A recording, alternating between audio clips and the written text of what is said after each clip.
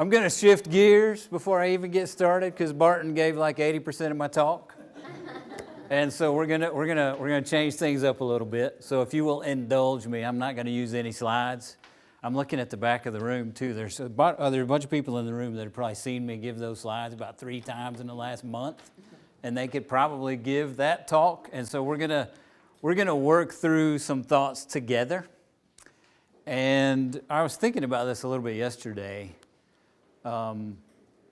Try to figure out what are the components that indicate to us if we need to intentionally change our management actions on the burn area, right? So what would be the conditions that we would need to observe that would push us to do something differently than what we've been doing, or intentionally and actively put forth some kind of intervention?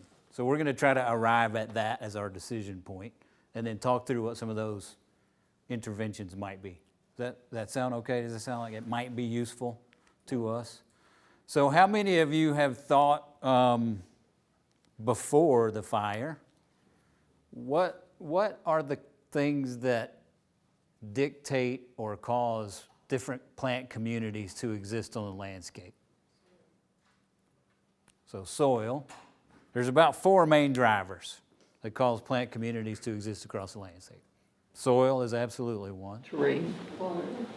Terrain, kind of lump that in with soil. Somebody said water or moisture. So soils and climate are 2 primary drivers. I'd consider that in my soil fertility. If we're working in natural, let's think about natural vegetation that we typically don't fertilize rangelands all that much. So we got the stuff that exists in the soil and where that soil exists on a landscape. We've got climate, precipitation, temperature. Usage. Usage. You want to talk about that a little? What do you mean when you say usage? No, grazing, wildlife, whatever's out there that's actually using it. Okay, so let's broaden it out. Absolutely, I agree with you. Barton talked a little bit about this thing called disturbance. So disturbance is a broad ecological driver that can include grazing. It can include other things like, what else? Wind. Potentially. Why are we here? Fire's a big disturbance, right? Floods, disturbance, anything that changes or removes, let's say, plant biomass. Let's talk about that as we go forward. So we've got soils, climate, disturbance regime, and then there's a way that we can kind of influence that disturbance regime, and I would count that as management interventions, usage. Okay, so we're going to work through some of those things to arrive at whether or not we need to do something. Who can do something about the weather? Directly. I heard Thad can, apparently, according to Barton. So not a whole lot. Can't do a whole lot about that. On naturally occurring rangeland vegetation, what can we actively, consistently, and intentionally do about soils in an efficient manner? Not a whole lot. The way that we graze absolutely can affect soil properties, soil characteristics. So we're kind of limited on some of those big drivers. And so if we're thinking about the question of, man, these are like smelly markers, aren't they, Micah? I was getting a blueberry odor from somewhere. So if we're thinking about we had these fires and we're wanting to know as we move forward what our plant community is going to look like, what are some of the predictors that are going to allow us to make that prediction or that might spur us in a different direction? So I'm going to simplify it. In the title, I think I had good guys and I had bad guys.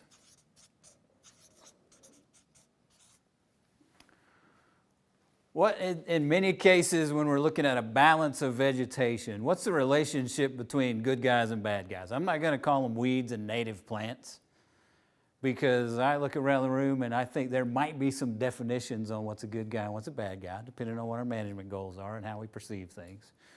So if we have a whole bunch of good guys, so good guys go in that direction, what's the typical relationship with bad guys? There's less. Well, there's probably less of them, right? There's only so many resources to go around. So if we think about this as a continuum of bad guys in one direction and good guys in another direction, can we sort of agree with that?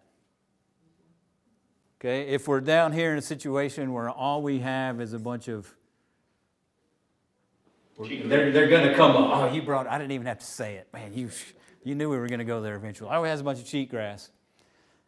And we don't have any good guys left. Then we're probably going to be faced with doing something very different than if all we have is a bunch of good guys and we don't have any bad guys, right? So from a management perspective, I think about things in terms of recovery potential.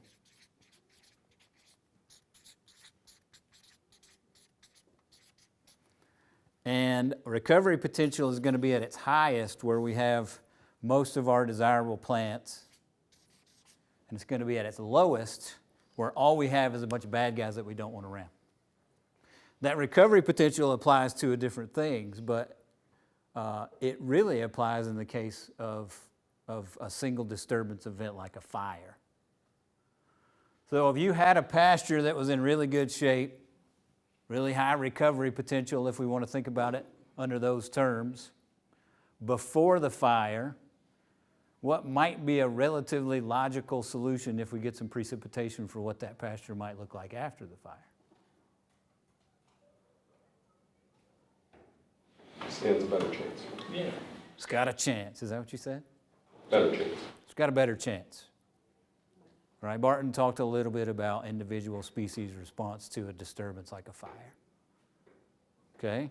So if we started on a high plane, there's a high likelihood that if we do some of the things that Barton suggested, then after the fact we're going to stay on a high level with our vegetation condition. If we started with low recovery potential, what do we think the likelihood is that we're going to all of a sudden have a great plant community after the fire? No, lots of cheatgrass. Man, you guys keep bringing up cheatgrass. So lots of cheatgrass, potentially. We're going to talk about maybe an opportunity related to that one, where I might argue with Barton about litter relationships too, when it comes to annual grasses. So pre-disturbance, pre-fire vegetation conditions are potentially a very good indicator of what post-fire vegetation or plant community characteristics are going to look like. Okay, we on board with that?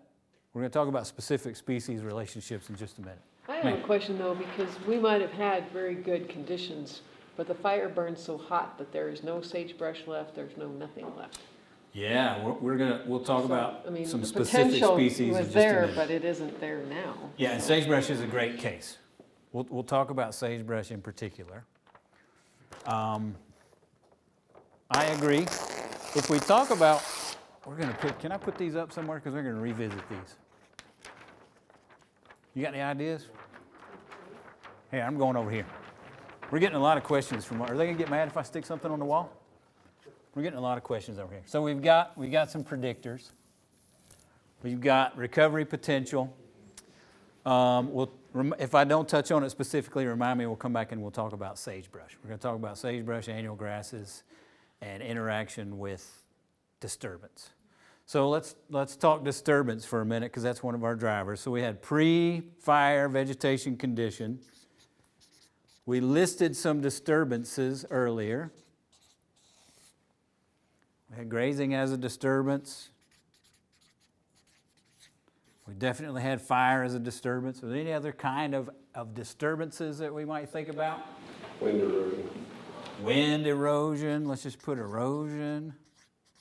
Hail damage. Hail. I thought you said kale. I was going to say kale is a disturbance to my Driving on it, diet. What's that? driving on it, Driving on it. people getting out on So four-wheelers. direct soil disturbances. Are there some direct soil disturbances that may have occurred relative to fire suppression activities? Oh, yeah. Those lines. Those are lines. Fire breaks, people fighting fire. Right. So we've got, let's say, direct soil disturbance. And we'll just go ahead and put fire activities.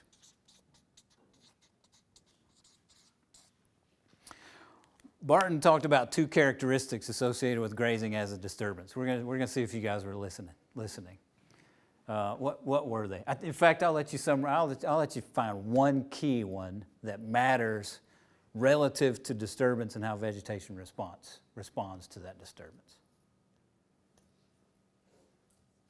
He used two words for basically the same concept.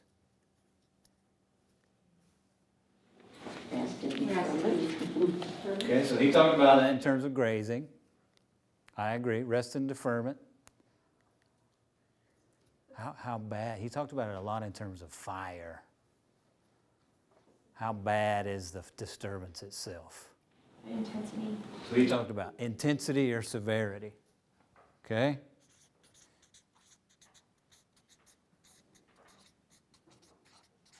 I know there are some folks that are here from other parts of that were affected by fires this summer, but house draw fire, like 90% of that fire was moderately low, like very low intensity. Partially driven because it moved so fast. It was largely fine fuels, but it was also moving so fast it didn't have a lot of time, residence time, for that fire to burn down into the soil. So low intensity disturbances would be like this, like fast moving fine fuel fire. I would put well-managed grazing as a low-intensity disturbance. What on this list might we put as a somewhat more reliable high-intensity disturbance?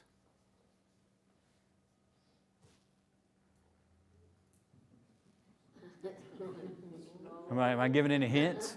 It's like if I'm driving a bulldozer to dig up all the vegetation, do we think that I might be killing plant roots, uprooting things? Maybe even inverting part of the soil profile itself, right? So a low intensity or a low severity disturbance in most cases is going to leave the root structures and the crowns of those plants intact. So if they have the ability to come back from roots, low intensity disturbances are typically not going to require some active revegetation of those plants that are able to resprout from the roots. Called out sagebrush doesn't do that. Okay, sagebrush is not the big sagebrush subspecies. Silver sagebrush will be fine because you can't, it recovers from everything. You can't do anything about silver sagebrush.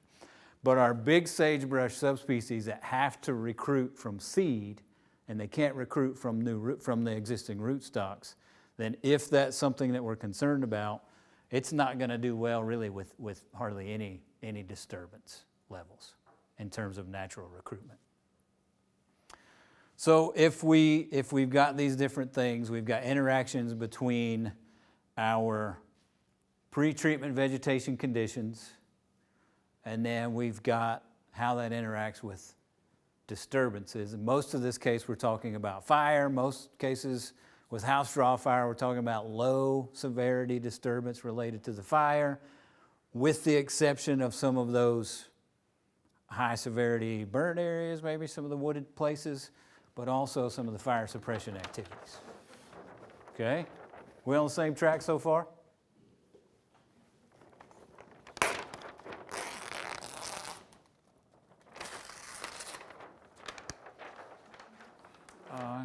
Sorry. Oh, look at that. Lovely. Thank you. I'm going to come over here and awkwardly lean over top of you if I have to refer back to those. Okay, so we've got pre-treat or pre-fire vegetation condition on a scale of recovery potential, good guys and bad guys. We've got a variability of disturbance, severity, intensity across the landscape. We take those two conditions, or those two ingredients, let's say those two ingredients. What's the worst case scenario for expecting to see some good natural vegetation recovery?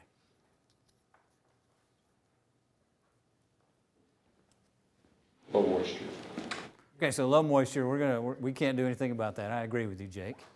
So if I take, I got to choose something from this menu and something from this menu. So let's say I had, you guys, this table over here is obsessed with cheatgrass. I love you because of that.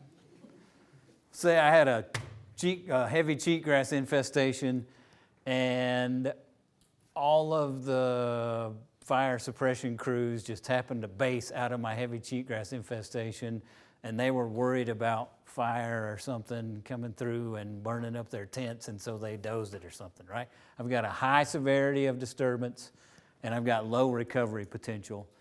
So that's probably the two things that are going to lead to the fact that I'm not going to have a very good plant community after the fact, right? See, we've got like this menu of things that we can put together in a number of different combinations. What about, all right, you guys, we're going to go into individual species. You guys brought annual grasses up. So identity matters. We live in a society of things about identity politics and such like that. So let's talk about plant functional groups. We talked about sagebrush already. Barton talked a little bit about perennial grasses. We'll touch on those. And I can't be up here and not talk about invasive annual grasses. Cheatgrass, Japanese brome, ventonata, Medusa head to some extent. Okay, so if we had a site with high quality sagebrush plant community, high recovery potential, provided all these things, species diversity, good grazing, good wildlife habitat, it's going to be catching snow, it's going to be doing all these things, but we had that occurred in a burned area. Predictions on sagebrush recovery, naturally, after the fire. There's sad faces and shaking heads. So if you want sagebrush back on those sites for wildlife habitat, and I'm not saying that we need to have that everywhere. If you do, is passive recovery, so we said we're going to work to the point where we're deciding what we do actively, is passive recovery, so us just sort of sitting back and watching how that plant community recovers, likely to get us back to a fully functioning sagebrush, grassland, plant community type, even though we had high recovery potential?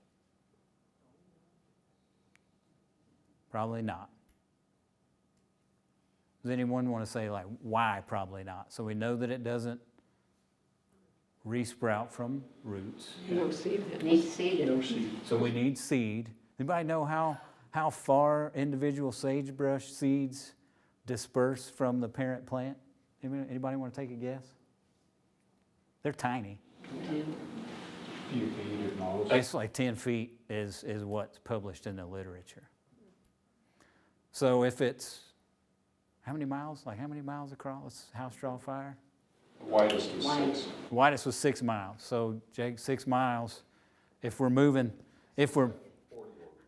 moving from the edges 10 feet at a time with sagebrush seeds, how long is it going to take those sagebrush seeds to move a mile, much less 4 miles into the center of the fire? Right? So the seed source, especially with large, now if we had some of those areas burned in a mosaic, so there were some shrubs that were left, they can act as a seed source to infill into those areas. But then those large blocks that burned pretty uniformly, if this is a goal for a plant community, then the likelihood of it recovering on its own, pretty low in those big areas until it comes in from the edge. There's a bunch of other weird things with sagebrush, like seed viability is relatively short. And this was a bad year for sagebrush seed production going into the fire, so it's not like there was a bunch of seed just waiting around. And plus, the fire burned before this year's sagebrush seed crop would have been viable anyway. And so this is one of those that if we're trying to reestablish sagebrush, we probably need to do something actively. And there's a whole bunch of agency people in the back of the room that can talk about what's happening with that now. Okay, what about perennial grasses? Barton talked about this one a little bit. As long as grass is what we grow, but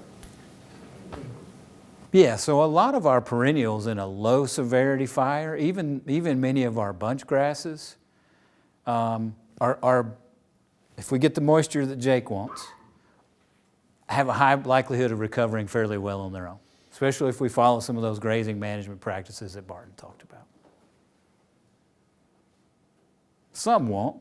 There's going to be places of higher severity where the fire burned. What about if we pulled them up by the roots?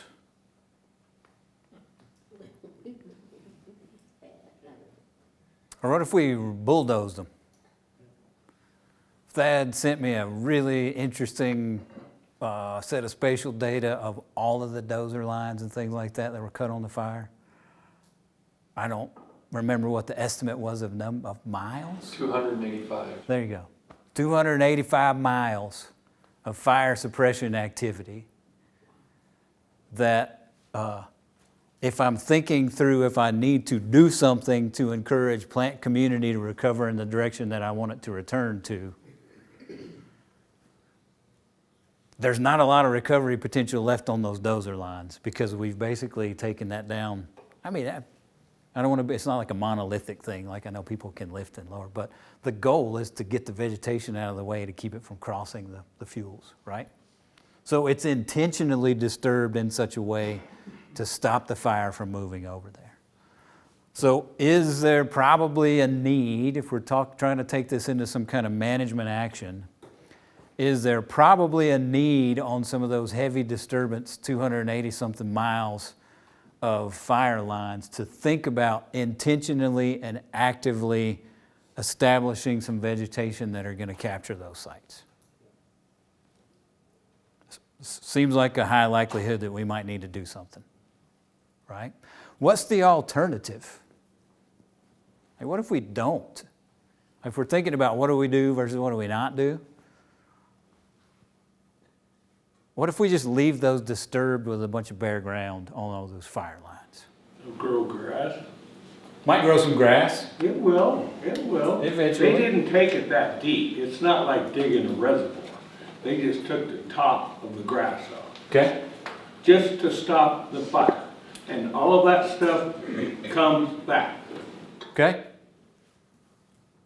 I would say especially if there's some good rhizomatous grasses in there too. Some of the bunch grasses might be a little harder. And they have reclaimed it, they have rolled it back. So they roll it roll back. it over, and then they come in and roll it back on top. Okay. So we might Which not helps have, a lot. we might not have to do a whole lot. Maybe it's going to hair back over on its own. There's a long-standing relationship also between direct soil disturbance and a bunch of different weed species that we know about.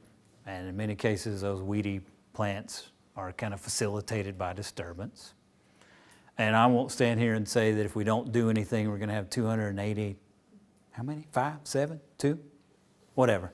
280 miles of linear weed patches. I'm not going to say that.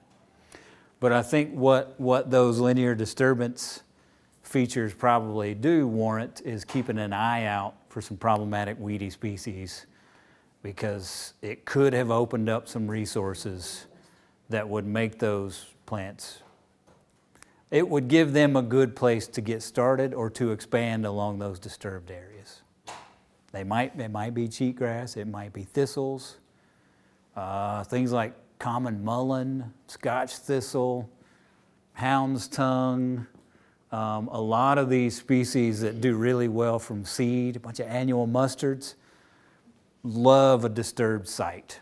And so if there's a seed source that's there that they can proliferate and move along, then those are I would say there's a high likelihood that those disturbed sites may lead us to potential for weed problems and potential for weeds moving into some of those areas along those linear disturbances. Ma'am. You know, it sounds like the dozer lines were really negative, but it really did save a lot of our land. Absolutely, and I'm not saying that they shouldn't have done that. I'm just thinking about after the fire. I know the dust has settled, the smoke is down, and we're thinking about where we might take management actions. I agree with you. I mean, they probably saved things from being a lot worse than they would have otherwise. I am not criticizing that. I'm just thinking about what do we do now moving forward. Absolutely. So annual grasses would also be tied into that disturbance. Anybody want to talk to me about what you know about the relationship. We'll just make it easy. Cheatgrass and wildfire, or any kind of fire. Oh, I'm trying to be interactive. What does fire usually do to something like cheatgrass over the long, let's say over the long term? Depends when it burns. So it does depend on when it burns. It kind of got famous because of the annual grasses wildfire cycle. That as we move farther south and west, annual grasses actually do better after a fire. And they actually cause a higher likelihood of a fire because they create fine fuels. They dry out when we have our lightning strikes. They carry a fire better than we would have had in other parts of the country, and maybe here to some extent, that when all those fine fuels are dried up and ready to burn and ready to ignite in early June sometimes, then our likelihood of ignition and carrying of a fire increases. The fires this year, I don't think it would have mattered. The conditions were such that, maybe there were some annual grass issues that related to the fires that ignited, but we had so much fuel remaining from the year before when we had such good productivity, and when you have, 105 degrees and 40-mile-an-hour winds, you could have had a pristine native plant community that would have burned in that situation as well. Okay? Is it possible that the grasses, those cheat grasses that were in the same stage, if they were throwing out seed heads, had they already thrown the seed heads, or were they at a point where the fire would have taken the seed head out and potentially actually prevented it from regrowing? It's a great question. There's actually some relatively decent data on the effects of fire on cheatgrass and Japanese brome, which we have both of. And this will get into that litter discussion too that Barton was talking about as well. So let's step back. Places where we had a bunch of annual grasses beforehand, where we had a fire, regardless of severity, over time we have a high likelihood of having at least as much, if not more, cheatgrass before the fire. I said over time because I'm going to get to your point in a minute. So we think about pre-fire vegetation conditions. Maybe this is bad. If it was moderately crappy before the fire, it's going to be moderately crappy after the fire. And it may even get worse, okay? Especially with annual grasses. So there's some data out of sort of the Kansas area, the Dakotas, and even Utah that would suggest that if the fire happens when the seeds are still on the plant, then we can see up to about a 95% reduction in that year's seed crop for cheatgrass specifically. Once that seed falls to the surface, and if a fire moves through, then a lot of times it escapes that killing heat from the fire that would have moved it through there.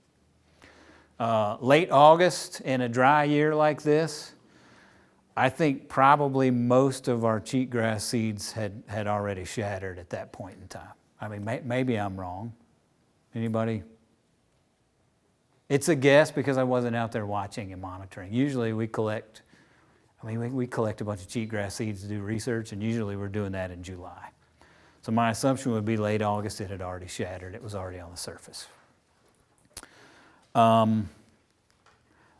But Barton talked about this relationship with litter, and he hasn't been out on the fire recently, but he said there's probably no litter that's out there remaining, especially on the places that burned.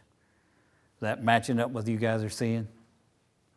No, there's some litter. There's a little bit. Not a lot of regrowth that occurred, but not a lot of the litter was mostly consumed. Litter actually facilitates the germination and establishment of annual grasses, like cheatgrass. And so cheatgrass and Japanese brome, we don't know specifically if Ventonata and Medusa head act the same way, but we think they probably do. So if you don't have a litter layer on the surface, they actually don't do as well for a short period of time. And the tendency after a fire for many of the annual grasses, Ventonata may be the exclusion, is that there's a lag time after a fire before those annual grasses recover back to their abundance prior to the fire. So that invasive grasses wildfire cycle thing has been publicized so much that I think there's a lot of people that think if a fire burns, you're just going to have a bunch of cheatgrass, whether there was cheatgrass there before or not. So I think that there's a high likelihood that even in some of the areas where there was a decent amount of annual grasses before the fire, that we've got a year or two potentially before they recover back to the point that they were before the fire. So we might have an opportunity, a window of establishment to recover some of those perennials and to maybe plan for some active annual grass treatments if we felt like there were some problems before the fire. Does that kind of answer your question, ma'am? So if we look at recruitment dynamics for cheatgrass, any year's given crop that's standing there results from about 90% of the year's previous seed crop. So about 90, with the seeds that were produced this year, let's say in the absence of fire, the seeds that were produced this year, roughly 90% of those will germinate and establish to, well, or they did if we got fall moisture, to create what our annual grass standing population will be next year. And so if we got some reduction from the fire on that portion, seed viability, then we're likely to see a little bit of a dip there. And the fact that we have lower litter on the fire may further reduce establishment and survival over the winter. And so we would see a natural decline in some of those annual grasses, and that pattern has held fairly consistently in a bunch of different publications around the West. I'll also say that because I'm standing here telling you this, there's a high probability that I'll be completely wrong, and that the conditions will just do what they're going to do. Right? It's a highly complex system, and we're not always completely successful in predicting what's going to happen. So questions at this point. Then I'm going to try to move into what can we do actively, or what are different options to change up some management practices. Can you talk about succession at all? Like, generally, after a dry year, if we have a fire, we see almost like a cover crop of annuals. Flush of annuals. And then a succession will come of perennials after that. Yeah, and that would be sort of the natural tendency after a fire, is you have a lot of annuals that, especially a lot of annual mustards, especially on sites that we don't have an annual grass problem. So the fire frees up a bunch of available nitrogen in most cases from burning that plant material and returning that to the soil. Many of our annual plants are well adapted to taking up free nitrogen in the soil, and they do really well after a fire. Our perennials are slower growing, and they don't necessarily benefit from free nitrogen as much as we think they would, partly because the annuals take it up. And so if we can get over that hump and manage over the long term, and we get some adequate moisture, then if we had recovery, I'm going to say if we had recovery potential before the fire, we might see sort of a flush of annuals on those sites, and there may be some native annuals that show up that wouldn't have been there beforehand. But the tendency will be to shift back toward a perennial-dominated community over time. Yeah, that's exactly right. That's what we would hope to see. Historically, that would have included all the way back to a sagebrush element in those plant communities. I would say that some of our current grazing management strategies that take half, leave half across the entire landscape has probably potentially done some harm with reestablishment of sagebrush as much as it has good in some cases. Not to like cast dispersions on anything. Is anybody worried about annual grasses? So what do we do? Define annual grass, Are they always the bad weeds? Are No, they? you know what? So that's why I said good guys and bad guys. So when I'm kind of, and that's a great question. So I'm typically talking about cheatgrass, Japanese brome, ventonata, and Medusa head. I would kind of rank those differently in badness. But they're the bad guys. They're typically not, they're not as consistent. Forage quality is either very low or only good for a short period of time. They kind of change the way the system can work over time, but I think there's probably some situations where they've been there long enough, people have learned to manage them in a grazing perspective where they're getting the benefit out of them when they can, especially cheatgrass and Japanese brome. When we talk about ventonata and Medusa head, most of the data would suggest that palatability and forage quality is low at all times of the year for those two.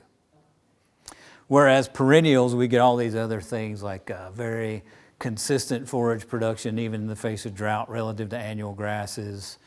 They stay greener longer, they hold their nutrition longer into the year, they don't tend to cause fires as frequently. And so we have a few native annual grasses, cool season grasses, but really not that many. Most of them are non-native that cause sort of this downstream cascade of bad effects. Great question. I shouldn't have assumed that. So do we just send up the helicopters and spray everything, thinking because we had a fire, there's going to be ventonata and cheatgrass everywhere? I didn't even look at you when I said, let's send up the helicopters and spray everything. Why not?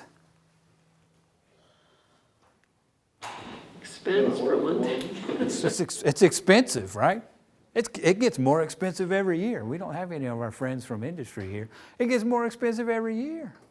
I also don't know if we need to. Talk to us about that, Zach. We don't know if we need to. Well, you brought up the point that the majority of the fires are probably moderate to low intensity, and especially those rhizomatous grasses with the root system that didn't get affected should probably be okay. Same with seed source for some of them, and so because of the expense and all these other things that go into the discussion of using an herbicide treatment, it's probably just better to wait and see. There may be areas that need it, but we don't know what those areas are yet.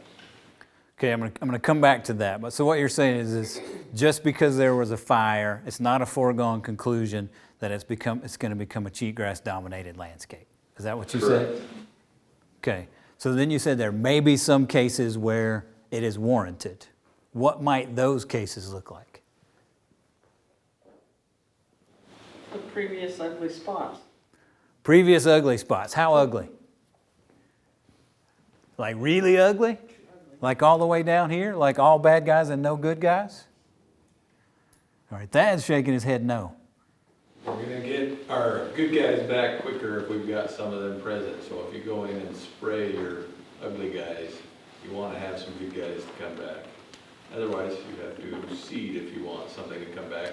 You treat your cheatgrass, and then you're way down at the bottom, you might just have an uglier guy or more bad guy come and take his place.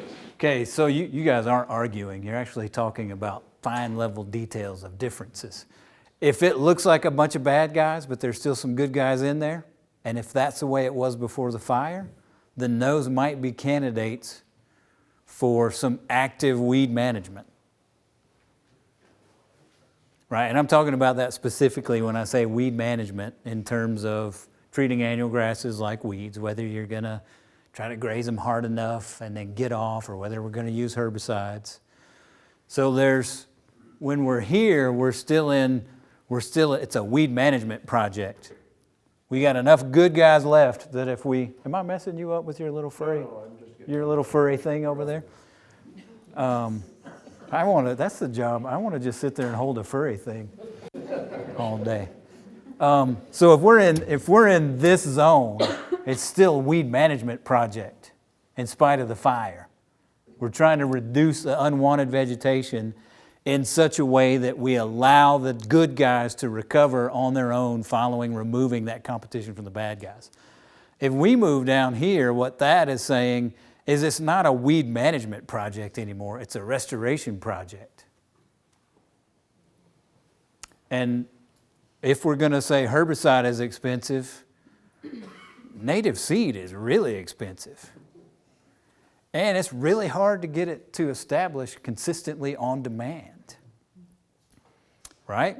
So those areas that we have some potential weed problems that we would anticipate based on pre-fire vegetation conditions, but there's still enough good guys to recover, those might be some high candidates for doing some annual grass management or some weed management. Okay, so then what do we think about those areas that are, as Allison said, really ugly? I think you still have to wait and see what Mother Nature puts back in there first, because if you're gonna have some potential for some good grasses to come, you don't wanna hinder that by putting down herbicide. You wanna allow that to be at a stage where it can handle some application first. So, still have to kind of wait and see what's coming, and then do your weed management after that. Okay, I think that's great advice. I think we need to watch and see what the flush of native forbs is, and if it'll suppress the cheatgrass and stuff on those sites that were heavy cheatgrass before. So I'm hearing a lot of we should wait and see. But what, if we're talking about what do we do moving forward, if we have some idea of where some of those moderately ugly places were, it feels like a bad way to say it. We had some of those moderately ugly spots. Maybe we're going to keep a close eye on those to watch and see what recovery looks like and when we might need to intervene. I think there might be some potential, and I know that it depends on, it's going to rank out on priorities and resources. There might be some potential for uplift on the super ugly sites. Like if you've had a site that you're like, man, it hurts my heart to drive by there because I know that should be way better than it is. Maybe it was a productive site. Maybe it's in some good soils.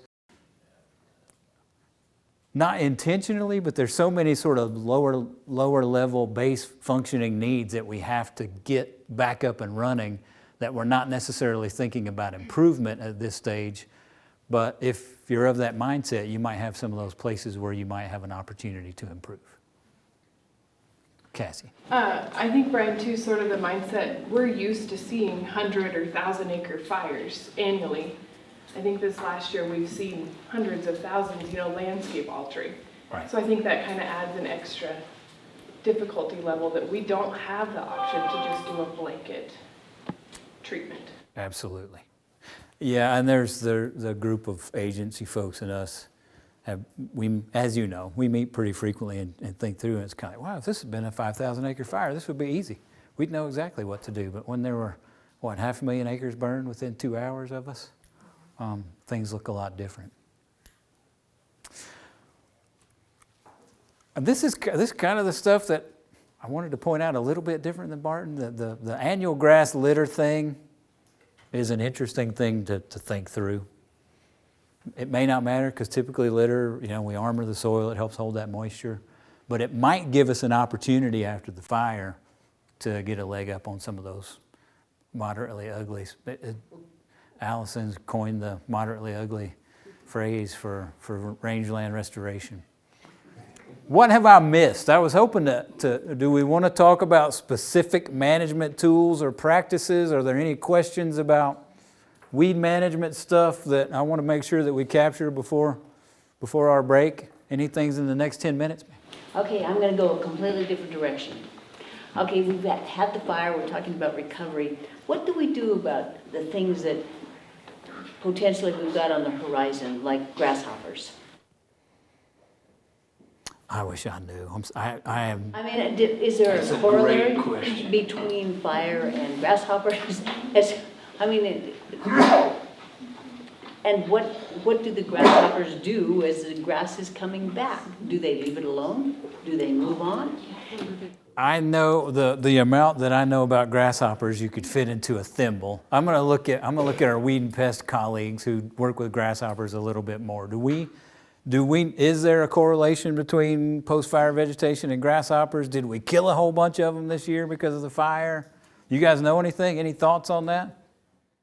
I couldn't Great say for question. sure, but I would say that if there were populations of high grasshoppers, that fire moves so fast that there's probably a good potential that it got them. And I would say that it was the time of year where they were getting ready to, lay their eggs. And so hopefully we got a lot of those layers. Maybe the timing was just right. But I wouldn't bank on it. I'd say if you had a high density of grasshoppers before, maybe expect that you're gonna have a high density also. Like you said though, if there's not the vegetation and the food source there, then they may move on. But it's gonna be a little bit, because when those first instars come, they don't have the capability of really traveling miles and miles and miles like an adult flyer would. So the potential may be there that, yeah, if they're coming the same time that your new grass is coming, you could have some crown damage. What was, don't they forecast like a year ahead based on this past year's numbers? What's the forecast for Yeah, this? so the latest APHIS map that I've got looks pretty good really for the entire area. Okay. There's a few hot spots around, but the majority of the area looks pretty good. I think maybe the key then is probably to keep an eye out and find them early, to where if it looks like the numbers are starting to ramp up, then you can try to do some kind of intervention. Does that seem like? Yeah, and that wouldn't have any impact, the insecticide there wouldn't have any impact on your restoration goals as far as damaging the ground, because it's going on that vegetation that the grasshoppers are going to try to eat, and then get the grasshoppers hopefully before they do more damage. Great question. There, you absolutely reached the edges of my knowledge quickly with grasshoppers. Quade was, Janelle. I was just gonna say, kind of a rule of thumb with grasshoppers is when the lilacs start blooming, start looking for grasshoppers. If you're looking for something to just kind of, when do I start or whatever, and the lilacs start, that's a APHIS Okay. general statement. Great. So I guess to capture it on microphone, when the lilacs start blooming, you might start looking for grasshoppers. Because as we know, they'll move through those instars pretty quick, so you gotta be watching. That maturity thing makes me think about the burn surface and the fact that there's not a lot of structure there. But JC and team were out seeding some sagebrush late last week, and showed me some pictures where there's not a lot of snow sticking on the burned area in a lot of cases, because there's not a lot of structure up to catch the snow. And in previous research, that darker surface without a bunch of that litter on there sometimes warms up more quickly, and that snow will melt or blow off sometimes. And so there could be a little bit of a different soil temperature curve on the burned area than what there normally is in the vegetated areas. So that may be something to think about there too.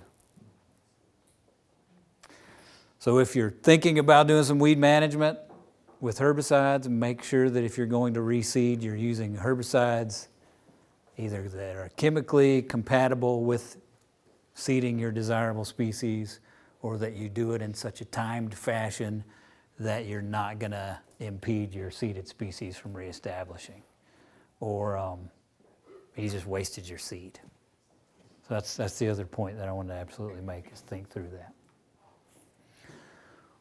I think we got 5 minutes or we can be done. I mean, like I said, I kind of winged this on the fly to some extent, thanks to Barton stealing most of my topic, but we didn't know that. That's great. Repetition is a part of education, and that was excellent discussion about grazing and post-fire stuff. Zach? I've got a quick question. Okay. Is there, to your knowledge, any research that's been done on soil temperature effect on germination in burned areas where there's maybe a lack of litter to provide for some shading, or like, does it get too hot too fast in burned areas? I don't immediately recall any research that I've seen about that. But if we like just use what we know about sort of vegetation stuff, is litter typically will hold some moisture on there. and solar radiation is going to heat that dark surface up faster, and it could induce droughty-like conditions in that shallow part of the soil, so it may dry out faster. And when you couple that with the fact that we haven't been capturing snow very much on some of the burned site, if you're trying to reestablish new species from seed, it might act kind of droughty, even if we're not super droughty. I might be wrong about that, but that's the logic that would be my logical progression of thinking about it. Janelle. So since we've got the think tank here, we've got some burns, like if you drive from Buffalo to Gillette, I think especially like Schoonover, some of those burn scars you can see from fires from decades ago. And you know that the sagebrush component has been taken out. But you can, even where it was probably grass to grass on the edge, you can still see that difference. So what's happened that decades later, it's still identified? Anybody, any thoughts? I think it has a lot to do with soil health and mycorrhizal fungi, and that you've changed the whole system of the carbon cycle by taking sagebrush out. It takes years and years to replace. And Tim, what if you didn't have sagebrush? And the same thing with the grasses, that mycorrhizal combination is just gonna be, because some of these fires I've been looking at literally for decades, and it doesn't seem like the sagebrush has encroached any, if much. And they still there's such a mark on the landscape that you can just stand in one spot and identify them. So just curious. But that would, I know that's something probably we didn't mention today, but is a huge factor that we don't give a lot of attention to, is what's happening in the soils, or, kind of focus on the vegetation part of it and go from there. Yeah, I feel like we're just now scratching the surface on understanding soil stuff, for better or for worse. I think that, and then we'll come up here. I think one of the big things I think comes with that is every year, everything expresses itself differently based on the climatic conditions. So one fire in the exact same spot 1 year, and a fire in the same spot 5 years later, the expression that comes with the climatic conditions is going to be drastically different, and therefore something might get an advantage and grow differently than it would at a different time. I mean, you just see that annually, how different vegetation will come that you didn't know was there.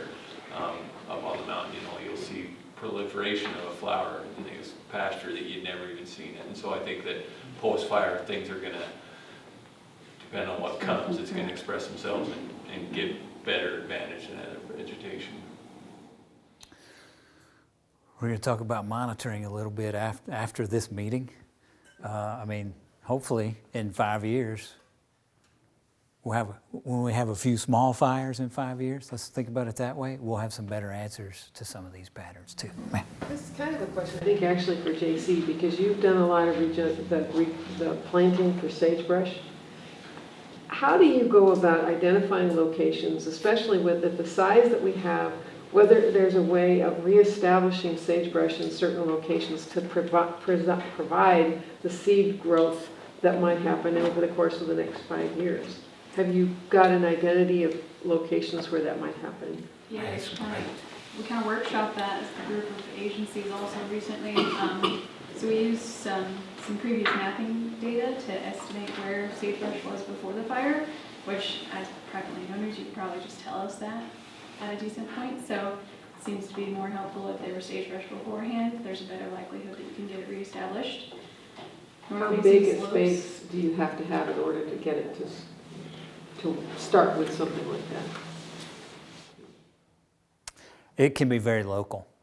There's some really neat data from that big soda fire that happened in Idaho, where they tracked sagebrush reestablishment and they compared it to pre-fire satellite imagery, and they could actually pick out where individual shrubs were, and that's the places where they saw new sagebrush seedlings.